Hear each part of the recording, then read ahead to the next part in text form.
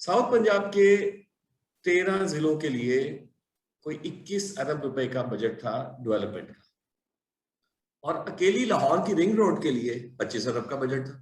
अब अगर आप देखें मोटरवे, तो आपको मुल्तान और रहीम यार खान कनेक्टेड मिलते हैं, लेकिन बहुत सारे जो हमारे पसमानदा अजला हैं साउथ पंजाब के या सराइकी वसेब के, वो कनेक्टिविटी उनकी वीक है।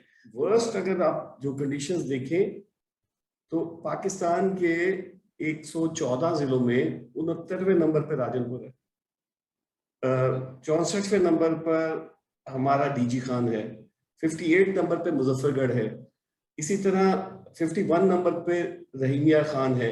लेकिन आज अगर ये डोनर्स के लिए तो जो का मरकज है, तो उसमें बहुत सारा रोल सिविल सोसाइटी का है, उनकी रिसर्चेस का है, जिसमें उन्होंने हाईलाइट किए हैं यहाँ के मसले।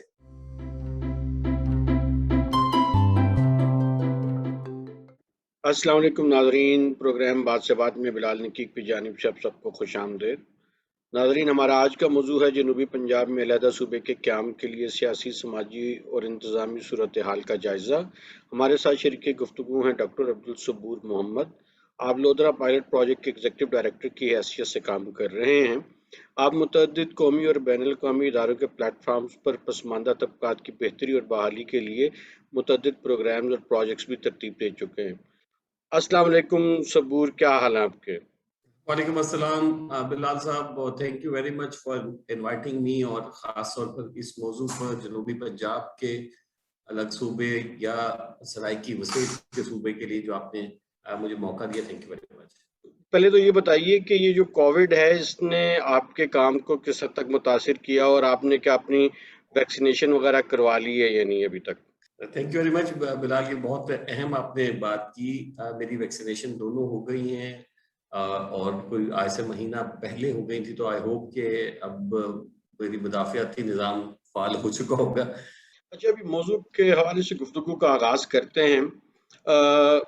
हम बखूबी वाकिफ़ हैं कि जनूबी पंजाब की आवाम का एक दरीना मुतालबा रहा है कि अलग सूबे का क़याम हो और इसमें सिविल सोसाइटी प्लेटफॉर्म में और पोलिटिकल पार्टीज़ की सतह पर मुख्तलिफ वक्तों में इस पर बहुत काम होता रहा है, लेकिन बदकिस्मती से अभी तक ये ख्वाब जो है ये शर्मिंदा ताबीर नहीं हुआ।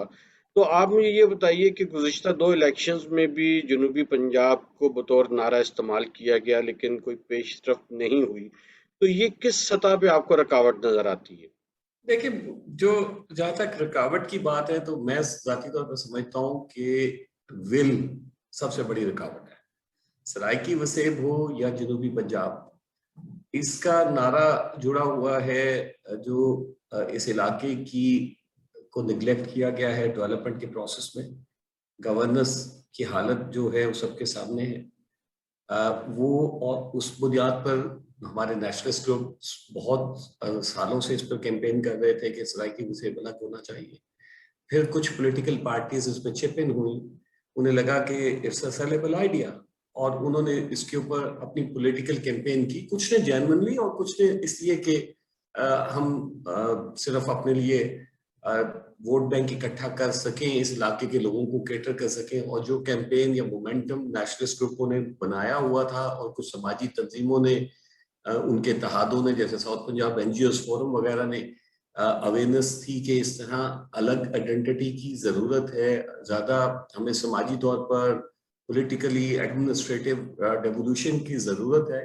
तो उन्होंने कोशिश की कि उस एजेंडे को वो कैश कर सकें। तो पिछले 2 इलेक्शन में हमें ये दिखाई देता है कि पॉलिटिकल पार्टीज इसके अराउंड अपना तमाम कैंपेन चला रही होती हैं। अच्छा, वो कैंपेन चलाएं, बिल्कुल पॉलिटिकल पार्टीज ने ही मुल्क चलाने हैं, उन्होंने ही आगे लेकर जाना होता है। और अगर पॉलिटिकल पार्टीज की डेफिनेशन पर जाएं तो उन्होंने आवाम की एस्पिरेशंस को इम्प्लीमेंटेशन की तरफ लेके जाना होता है, और पावर में आके। लेकिन बदकिस्मती से इसमें संजीदगी जरा कम नजर आती है। जैसे मैंने बात की, सबसे बड़ी रुकावट तो विल की है। दूसरी बड़ी रुकावट ये है कि जाहिर है कि जब हम पावर की डायनामिक तो इसी तरह होती है कि पार अगर कोई गेन कर रहा है तो दूसरा लूज कर रहा है, तो लूज करने वालों को भी ये पसंद नहीं आता कि उनका एडमिनिस्ट्रेटिव कंट्रोल कम हो जाए किसी खास एरिया में। तो इस तरह की बड़ी बड़ी चीजें हैं। और तीसरी बात यह है कि जो पॉलिटिकल पार्टीज जिन्होंने नारा लगाया है, उन्होंने इस बुनियाद पर नारा नहीं लगाया कि they genuinely believe in the revolution.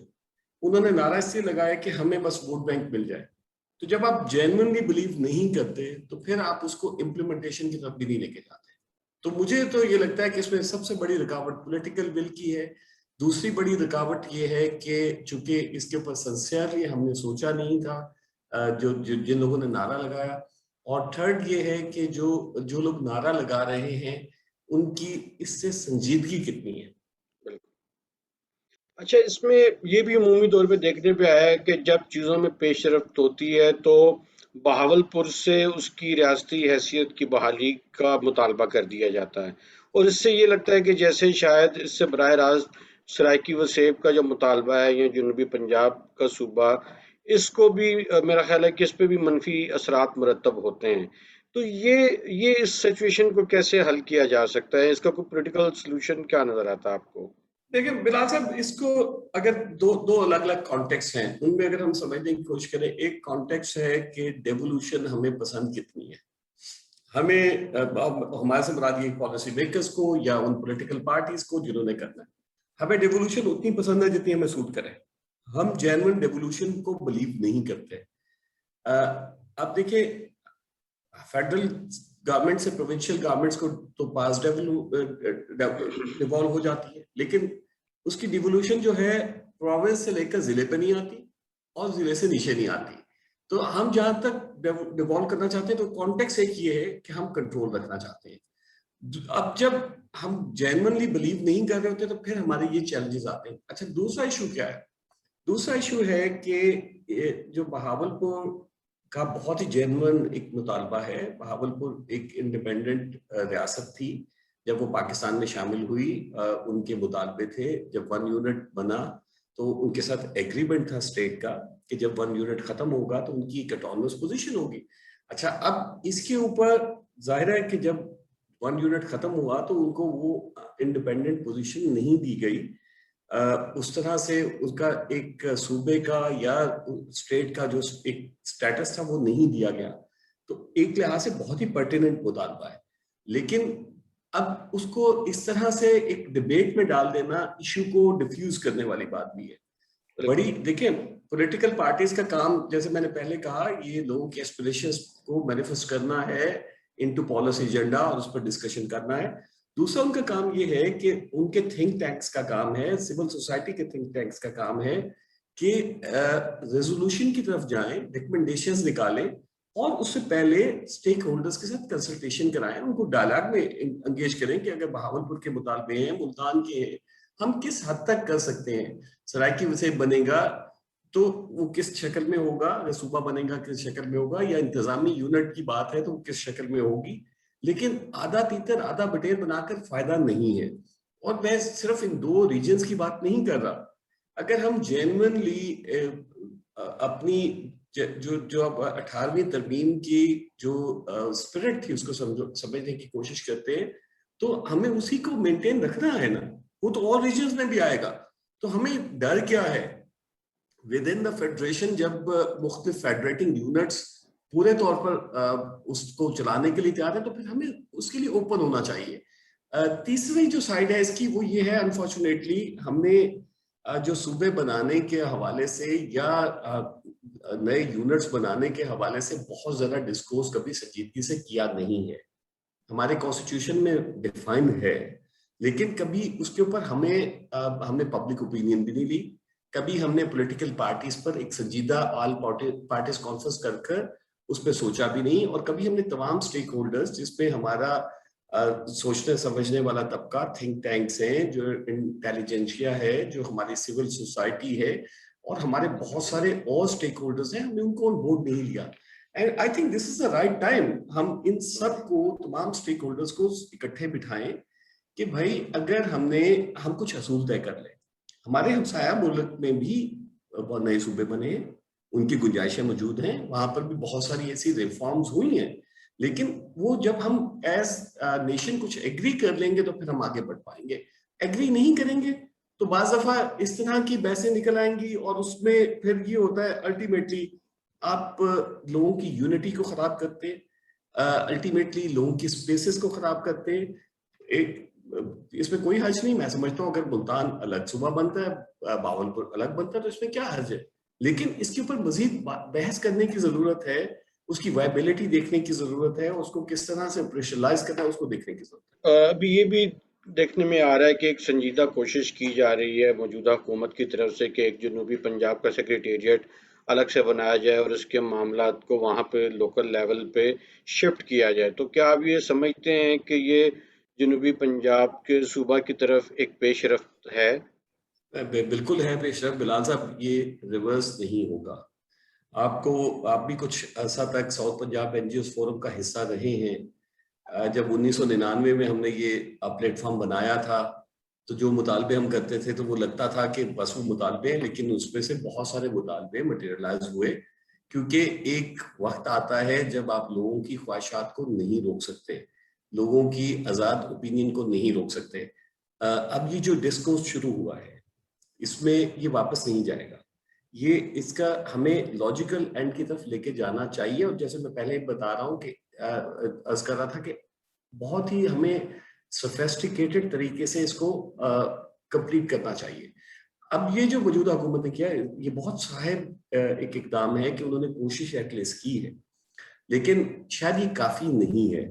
अगर हम साउथ पंजाब के मसले देखते हैं तो उसकी संजीदगी का शायद हमें अंदाजा उस वक्त तक नहीं होता जब तक हम फिगर्स नहीं देखते। मैंने ह्यूमन डेवलपमेंट इंडेक्स की रिपोर्ट निकाली HDI की।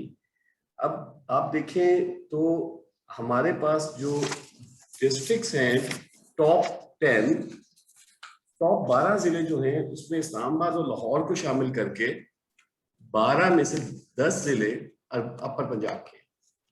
अब अगर 12 में से 10 जिले वहां पर हैं तो बहुत सारी लोगों की उसमें डिसएग्रीमेंट शुरू होते हैं, उनकी शिकायतें होती हैं। अब वर्स्ट अगर आप जो कंडीशंस देखें तो पाकिस्तान के 114 जिलों में 69वें नंबर पर राजनपुर है, 64वें नंबर पर हमारा डीजी खान है, 58 नंबर पे मुजफ्फरगढ़ है, इसी तरह 51 नंबर पे रहीमिया खान है। और अगर आप देखें जो कुछ रिलेटिवली साउथ पंजाब में हमें को बेहतर जिला मिलता है तो 19वें नंबर पर लहिया है, 21वें पर मुल्तान है और गालिबन 24वें पर साहिवाल है। ये HDI की 2019 की रिपोर्ट है। तो अब जब ये सूरत हाल हो, और एक मैंने छोटा सा और एनालिसिस किया, अगर यूनिसेफ मिक्स डाटा यूज करता है साफ पानी के हवाले से, तो अगर आप देखें तो बहावलनगर हमारे सेकंड वर्स्ट डिस्ट्रिक्ट में आता है साफ पानी की प्रोविजन से, फिर डीजी खान है, फिर लैया है, फिर राजनपुर, मुजफ्फरगढ़ है।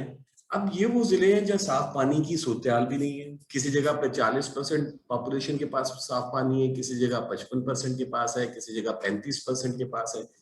और एक और मैंने छोटा सा कंपैरिजन करने की कोशिश की, हमारा जो सेंसस है 2017 के डाटा की रोशनी में, जो रावलपिंडी हमारा डिवीजन है उसमें 34,000 लोगों के लिए एक BHU है।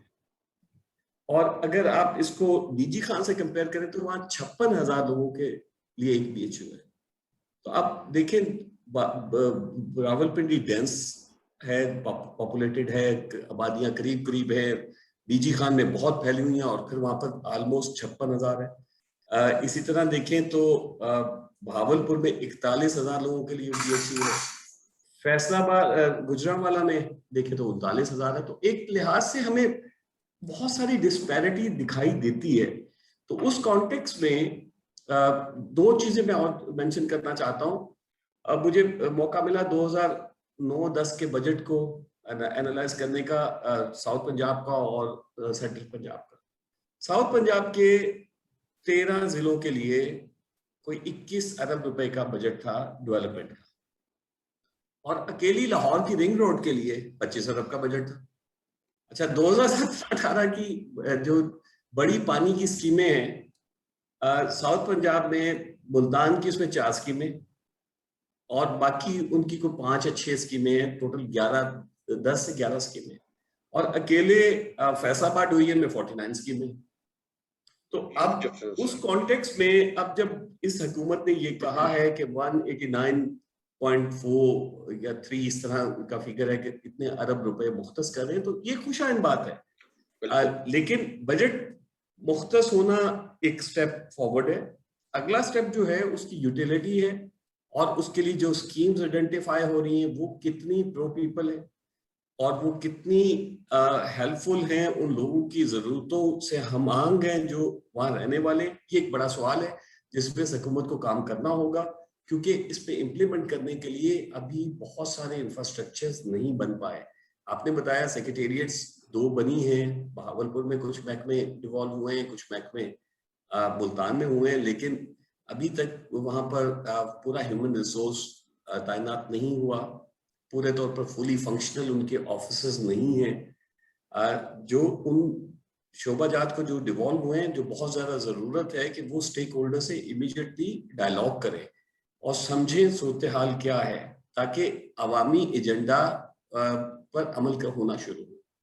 जनूबी पंजाब में बजट की कंजम्पशन जो है वो एक सीरियस इशू रहा है कि जब मुशर्रफ के टाइम में लोकल गवर्नमेंट थी तो डिस्ट्रिक्ट्स में फंड्स को यूटिलाइज नहीं किया जा रहा था और फिर वो फंड्स लैप्स कर जाते थे। तो अभी ये सेक्रेटेरिएट बना है, फंड्स एलोकेट हो गए हैं, तो आप ये समझते हैं कि इस वक्त इंतज़ामी सूरत हाल बेहतर है कि ये फंड्स को यूटिलाइज कर पाएंगे? और इस पर भी बात कीजिए कि इस वक्त क्योंकि सूबे की क़यादत जनूबी पंजाब से उसका ताल्लुक है, तो क्या इसके भी कोई मस्बत पहलू नजर आएंगे? देखें, बजट यूटिलिटी की, जहां तक आपने बात की, यूटिलाइजेशन की बात की, इस पे हमारा रिकॉर्ड हमेशा से बुरा है। आप देखें, तो हम तालीम के लिए जितना नेशनल बजट पहले रखते थे वो भी पूरा नहीं लगा पाते थे। इसी तरह हम और भी बहुत सारे इंफ्रास्ट्रक्चर के शोबे पर आप देखें तो हम जून में कोशिश कर रहे होते हैं कि बस बजट वो लग जाए। बिल्कुल। मेरा ख्याल है कि इसके लिए गवर्नमेंट को बहुत ही क्रैश प्लानिंग करने की जरूरत होगी, बहुत ही डे टू डे प्लानिंग की जरूरत होगी। और अगर जेन्युइनली गवर्नमेंट ये चाहती है ये बजट बजट यूटिलाइज हो जाए, तो साउथ पंजाब की जो सेक्रेटेरिएट बनी है, जो महकमे आए हैं, उन्होंने सबसे पहले तो उन्हें क्विकली उसको फुली तमाम लोगों को एम्प्लॉय करना चाहिए, वहां पे ट्रांसफर करना चाहिए, लाना चाहिए। दूसरा, उनकी कैपेसिटी बिल्डिंग की जरूरत है बहुत संजीदा, कि हम आखिरी वक्त में काम करने की कोशिश ना करें। इंफ्रास्ट्रक्चर के जो प्रोजेक्ट्स होते हैं वो टाइम कंज्यूमिंग होते हैं, उस वो एक दिन में नहीं हो सकते। तो अगर हमने जून 2022 तक उसको कंप्लीट करना है तो हमें अभी से प्लानिंग करनी होगी। तीसरी बात यह है कि कोई हमें इसके ऊपर सिविल सोसाइटी को भी ओवरसीइंग ग्रुप्स के तौर पर काम करना चाहिए, उन्हें भी वॉच डॉग के तौर पर काम करना चाहिए कि भाई कौन कौन सी स्कीमें आ रही हैं। राइट टू इन्फॉर्मेशन का लॉ पंजाब में आ चुका है, फेडरल लॉज मौजूद हैं राइट टू इन्फॉर्मेशन के। हमें सिविल सोसाइटी को बहुत ही एक विजिलेंट आई रखनी चाहिए, मीडिया को एक विजिलेंट आई रखनी चाहिए कि भाई आप एक 189 बिलियन का जो आपने बजट मुख्तस कर लिया है, इसकी यूटिलाइजेशन क्या है। पहली बात, मैंने जैसे पहले आपको कहा, हमें नीड असेसमेंट देखने की जरूरत है कि कौन सी स्कीमें हमने आइडेंटिफाई की है वो कितनी जेन्युइन है वो, और दूसरा अगर है तो उस पर इम्प्लीमेंटेशन का स्टेटस क्या है। तो हमें एक सिविल सोसाइटी के लिए, मीडिया के लिए भी एक ये तरीका हो सकता है कि ये क्वार्टरली उसके ओवरसीइंग करके अपने ऑब्जर्वर्स निकालें कि अब तक क्या हो चुका है, कितना यूज हुआ है। और ये हमारे नेशनलिस्ट ग्रुपों को भी करना चाहिए, मुकामी पॉलिटिकल पार्टीज को भी करना चाहिए, क्योंकि इसी तरह बात आगे बढ़ती है ना कि भाई आपने ये पैसे मुख्तस तो कर दिए, अब आज जून तकरीबन एंड होने वाला है, हो गया है, सॉरी, आज जुलाई शुरू हो गया फर्स्ट। तो अगर आप एक महीना गुजार चुके हैं, पीछे रह गए 11 महीने, बिल्कुल। 2 महीने डाउन द रोड हम देखें हमने कितना स्पेंड कर दिया, 6 महीने डाउन द रोड देखें कहाँ पहुंचे। तो हमें उस पर बहुत जरूरत है ओवरसी करने की। तरजीहात क्या होनी चाहिए तरक्याती बजट के हवाले से साउथ पंजाब में? कौन से ऐसे मसाइल हल तलब हैं कि जिन पे अब वक्त आ गया है कि काम किया जाए? देखिए, 2 शोबे हर कोई कहता है कि जी तालीम और सेहत बहुत जरूरी है, इसमें कोई शक नहीं है। सेहत में और तालीम में हमें इंफ्रास्ट्रक्चर भी चाहिए और हमें बेहतर सर्विसेज भी चाहिए, ये दोनों मिसिंग है।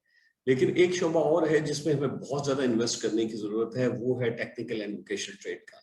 हमें अपनी यूथ को प्रोडक्टिव पार्ट ऑफ सोसाइटी बनाना है। हमें उनके लिए ज्यादा से ज्यादा इस तरह के काम करने चाहिए कि वो माशरे का एक पॉजिटिव हिस्सा बने। तो उसके लिए मेरा अपना ख्याल है कि हमें बहुत ज्यादा तवज्जो करनी चाहिए टेक्निकल एंड वोकेशनल ट्रेड पर। दूसरी बात यह कि हमें हायर एजुकेशन पर खासे पैसे लगाने चाहिए। हमारे बेसिक एजुकेशन किसी ना किसी हद तक ठीक है, चैलेंजेस हैं। हमें बच्चों को हायर एजुकेशन और वो क्वालिटी की एजुकेशन देने की जरूरत है। इसके साथ जुड़ा हुआ एस्पेक्ट है वो है क्वालिटी एजुकेशन। वो हायर भी है और प्राइमरी भी है और बेसिक भी है। देखिए, जिस तरह की हम एजुकेशन दे रहे हैं, हम साउथ पंजाब में लोगों को, अगर हम चाहते हैं कि निगलेक्टेड पार्ट है ये, पसमानदा इलाके रहे हैं क्योंकि इस पर तवज्जो कभी नहीं की है, जिम्मेदारों के कंट्रोल की वजह से लीड कैप्चर रहा है, चंद खानदानों के कंट्रोल्स रहे हैं। तो हमें ना सिर्फ क्वालिटी एजुकेशन करनी चाहिए बल्कि हमें अपने बच्चों को ये कॉन्फिडेंस भी देना है कि वो compete कर सके बाकी मुल्क भर में, और बहुत अच्छा compete कर रहे हैं। जिनको अपॉर्चुनिटीज मिलती हैं, they are doing wonderfully well. लेकिन हमें उनकी जैसे कहते हैं लाइफ स्किल्स के ऊपर बहुत काम करना चाहिए, उनकी पर्सनैलिटी ग्रूम करने के ऊपर काम करना चाहिए। तो ये वो एरियाज हैं जिसपे बहुत ज्यादा जरूरत है। फिर ऑब्वियसली इंफ्रास्ट्रक्चर की भी जरूरत है। हम जिस खत्ते में रहते हैं, हम बेहतरीन आम प्रोड्यूस करने के बावजूद, बेहतरीन कॉटन प्रोड्यूस करने के बावजूद, हमारी जो कम्युनिकेशंस हैं in terms of road networks, in terms of connectivity, वो बहुत अच्छी नहीं है। अब अगर आप देखें मोटरवे, तो आपको मुल्तान और रहीम यार खान कनेक्टेड मिलते हैं, लेकिन बहुत सारे जो हमारे पसमानदा अजला हैं साउथ पंजाब के या सराइकी वसेब के, वो कनेक्टिविटी उनकी वीक है। तो उसको जब तक आप कनेक्टिविटी नहीं करेंगे तो वो ट्रेड का हिस्सा नहीं बनेंगे और वो अपनी जो अजनास है उनका बेहतर आउटकम नहीं ले पाएंगे। हमें उसके ऊपर बहुत ज्यादा इंफ्रास्ट्रक्चर बनाने की जरूरत है। और सबसे जो आखिरी चीज है वो ये है कि जब हम बात करते हैं गुड गवर्नेंस की, तो हमें गवर्नेंस पे भी पैसे लगाना चाहिए। मैं अपने जाती तौर पर समझता हूँ कि गुड गवर्नेंस तब तक मुमकिन नहीं है जब तक एक अफेक्टिव लोकल गवर्नमेंट नहीं हो। देखिए, आप अवाम की नब्ज पर तब हाथ रख सकते हैं या उनकी एस्पिरेशंस को जेन्युइनली तभी आगे लेके जा सकते हैं जब आपके पास तीन चीजें मौजूद हों। एक, आपके पास बहुत मुतहरक पॉलिटिकल पार्टीज हो। एक, आपके पास बहुत अच्छी सिविल सोसाइटी हो। और तीसरा ये कि आपके पास एक अच्छा लोकल गवर्नमेंट का सिस्टम हो। अगर अब हम एनालिसिस करें, ये सिर्फ साउथ का मसला नहीं है, ये पूरे मुल्क में आप देखें पॉलिटिकल पार्टीज वीक हैं, उनकी तंजीमें नहीं है, सिविल सोसाइटी की जो स्पेसेस है वो श्रिंक हो चुकी हैं, वो कट टू साइज हो चुकी हैं, बहुत थोड़ी सिविल सोसाइटी की तंजीमें रह गई हैं। लोकल गवर्नमेंट हम संजीदा तौर पर आगे ले जाने की कोशिश नहीं करते। मैं तो अक्सर कहता हूँ कि लोकल गवर्नमेंट के साथ हम सांप और सीढ़ी का खेल करते हैं, कभी ऊपर जाते हैं और कभी फिर नीचे आ जाते हैं, जो लूडो में सांप और सीढ़ी का खेल होता है। अब 2001 में हम बहुत ऊपर गए, 2009 तक वो इफेक्टिव रहा।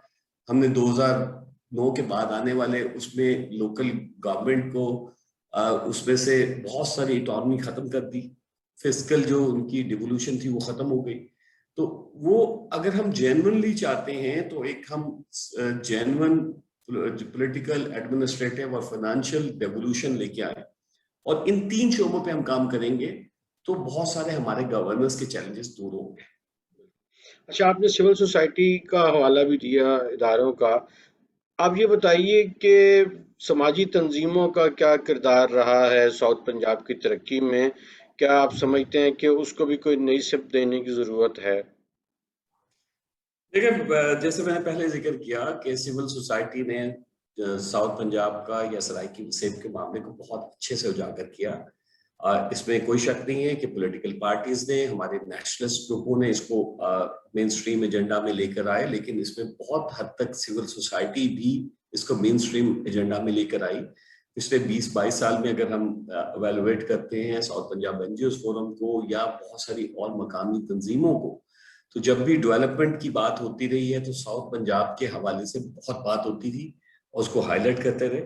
और फिर अगर आप देखें, शायद यही वजह है कि जब एनजीओज ने इसको हाईलाइट किया तो बहुत सारे इंटरनेशनल डोनर्स की तवज्जो का मरकज भी सदर्न पंजाब हुआ।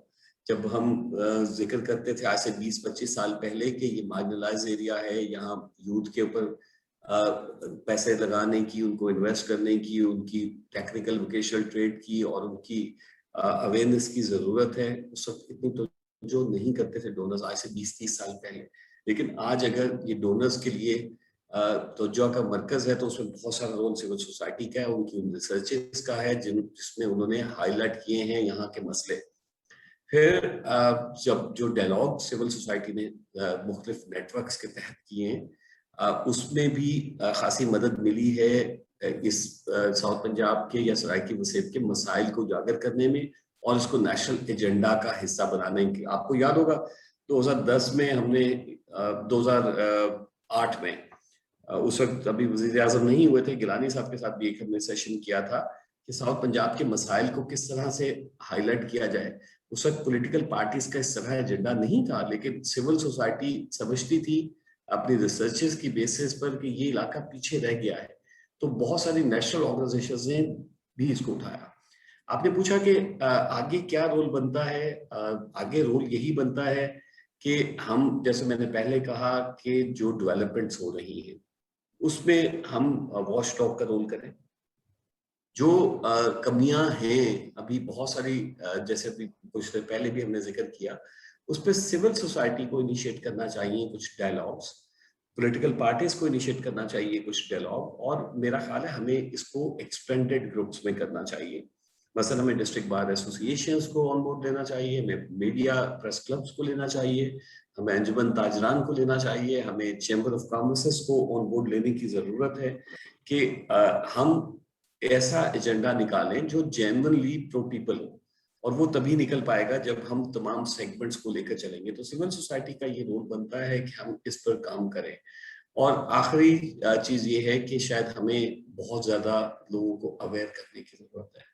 189 अरब रुपीस छोटी रकम नहीं है, एक बड़ी रकम है, और ये आने वाले सालों में भी अब एक यार्डस्टिक तय हो गई है, तो इससे शायद रिवर्ट करना मुश्किल होगा।